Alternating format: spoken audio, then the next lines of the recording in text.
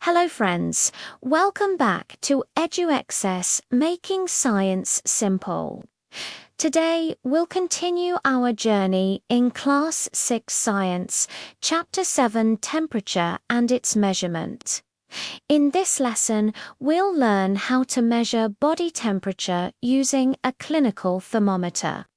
We'll also explore why doctors use thermometers instead of just touch, the parts and range of a clinical thermometer, how to use it safely and correctly, some fun facts about body temperature, so let's dive in.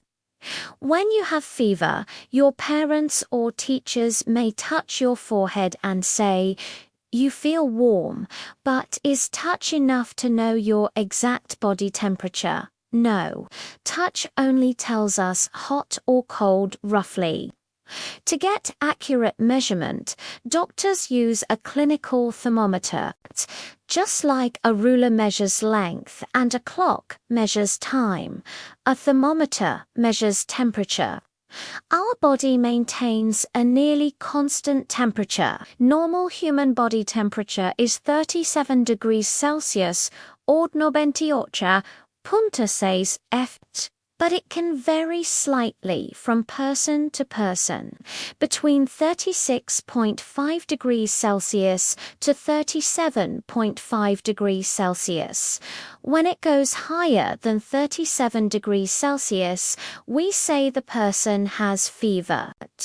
When it goes below 36 degrees Celsius, it means the body is colder than usual, often seen in extreme cold weather or sickness.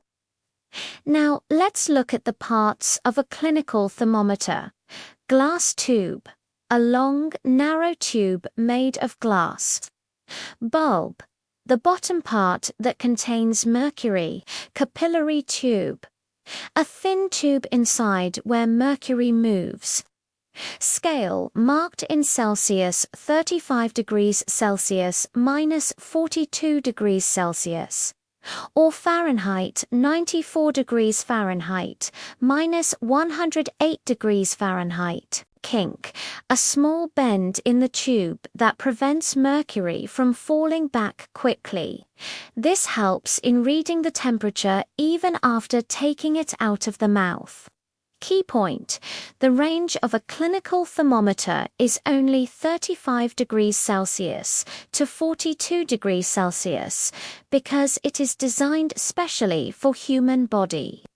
This range is narrow compared to laboratory thermometers. Now let's learn how to measure body temperature step by step. Step 1. Wash the thermometer with clean water or disinfectant. Step 2. Hold it firmly and shake it down so mercury level falls below 35 degrees Celsius. Step 3. Place the bulb of the thermometer under the tongue, armpit, or sometimes in the rectum for infants. Step 4. Wait for about 1 to 2 minutes. Step 5. Carefully remove and hold the thermometer at eye level to note where the mercury column stops. Step 6. Record the reading and clean the thermometer before storing it safely. Safety warning: never bite or press hard. The thermometer is made of glass and contains mercury, which is poisonous if broken.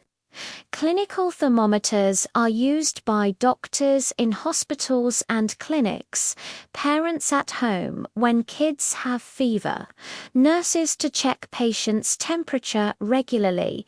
Did you know that fever above 40 degrees Celsius is dangerous and needs urgent medical care? A fever is actually the body's natural defense mechanism.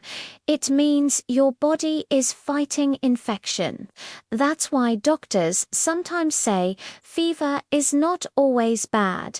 It's a sign your immune system is working. Today, digital thermometers are becoming more common because they are faster, easier to use, and do not contain mercury. Here's a simple activity for you. Ask an elder to help you measure your body temperature with a clinical thermometer. Measure it in the morning when you wake up. Measure again in the evening. Compare both readings. Is there a difference? ULL. Notice body temperature is often a little lower in the morning and higher in the evening. Let's quickly recap what we've learned today. Touch is not enough to measure body temperature. A clinical thermometer measures human body temperature. Normal body temperature is about 37 degrees Celsius. The thermometer has parts like bulb, mercury, capillary tube, scale, and kink. Range 35 degrees Celsius minus 42 degrees Celsius. Always use it safely and clean after use. Great job, everyone. Now you know how to measure body temperature accurately using a clinical thermometer. Challenge for you. Try comparing readings from a clinical thermometer and a digital thermometer if available. Write your observations in your notebook. If you enjoyed this lesson, don't forget to like, share, and subscribe to EduAccess, Making Science Simple. See you in the next video, where we'll explore laboratory thermometers and their uses. Until then, stay curious and keep learning.